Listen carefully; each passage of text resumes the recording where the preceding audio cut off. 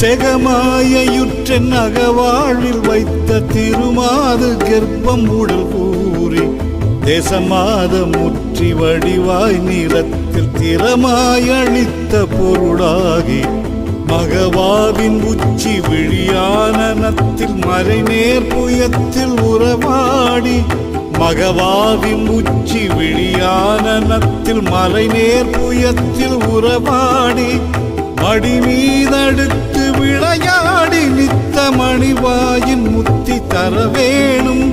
மடி மீதடுத்து விளையாடி நித்த மணிவாயின் முத்தி தர வேணும்